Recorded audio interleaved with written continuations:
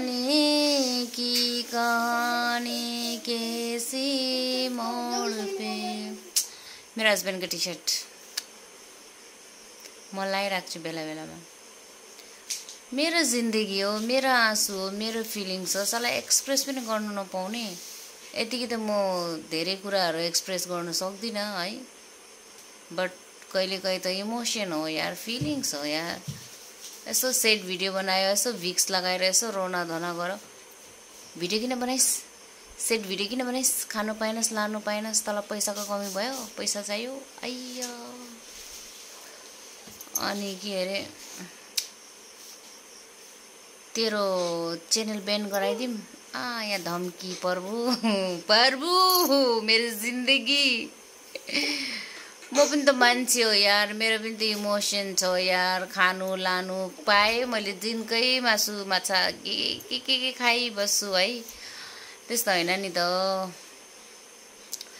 त्यस्तो होइन नि त। बिल्डिङ घर छ, कार छ, बाइक छ, आइफोन छ भन्दामै त्यो जिन्दगी होइन नि त। पेरेन्ट्सको याद आउँछ, फ्यामिली, दिदीबहिनी, दाजुभाइ, साथीभाइ सबैको याद आउँछ, मन दुख्छ। कुन कुन कहानी, स्टोरी, गानाहरू म हो त्यो जस्तै फिल हुन्छ, मसँग रिलेट गर्छ, and I make the videos. आया आफ्नो जिन्दगी फ्रिडम भएर जिनु नपाउने के। अब जवान भएर घरमा बस्नुन्जेल दाजुको डर, बाउआमाको इज्जत भनौँ, बिहा भयो बुढाको इज्जत, छोराछोरीको इज्जत, सासू ससुरको इज्जत, इज्जत इज्जत इज्जतको गेम खेल्दै खेल्दै आफ्नो इज्जत कतिखेर गयो गयो थाहै नहुने के हो। आइयो दो तरफा है तो ये संजोग है, लहर हमें जिंदगानी की कहानी कैसे मोड़ पे हुए रे सबसे पराए, ये किसी के नाता जोड़ दे। अब रुएर भिडियो बनाऊँ भने गाली गर्छ। अब यस्तै यसरी म कसम भनेको सबै मान्छे जिन्दगीमा आगे बढ्यो, सक्सेस भयो, सक्सेस पायो, okay I am happy for that, I am happy for this that date all है। बट म जिन्दगीमा जहाँ छु त्यहीँ छु है, र मलाई कहीँ जानु छैन, पुग्नु छैन है। म जिन्दगीमा वेस्ट भयो यार, कसम भनेको वेस्ट भयो। चार दिवारी कि अंदर, बिहान उठ्दै भात सब्जी बना, कपडा धो, टोइलेट क्लिन गर, बेलुका त्यही। मेरो पास केही जब छैन, काम छैन। मलाई पुरै मेन्टल प्रेसर भयो, ओभर थिङ्किङ भयो, डिप्रेसन भयो, सबथक भयो।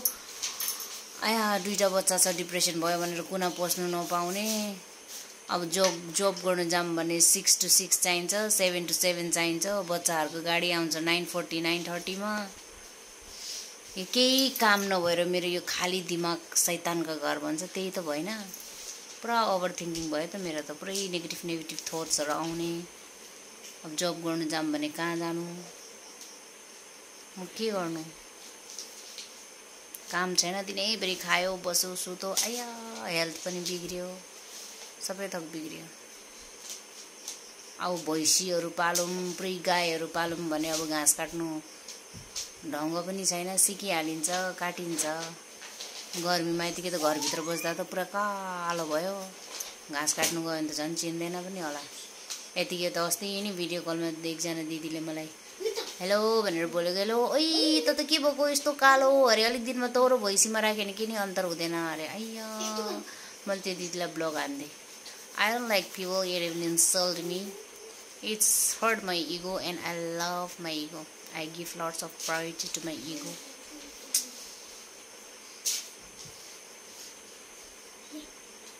कसम भनेको मेन्टल हेल्थ प्रब्लम भयो यार मलाई। लाई हमें जिंदगानी की कहानी कैसी मोड़ पे। गाना पनि आउँदैन नि त फेरि, पुरै गाउनु पनि।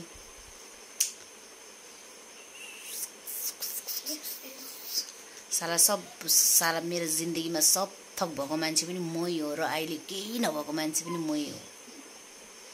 कति राम्रो जब गर्थेँ त्यो जमानामा, 20,000 पाउँथेँ मैले। नहीं मुझे तो मम्मी बनना है, मुझे तो बेबी चाहिए, छोटा छोटा बेबी चाहिए। खा बेबी का गु। तो दिमाग खराब हुन्छ यार। है के पो सम्झी बस्छु म, मेन्टल त भएको होइन।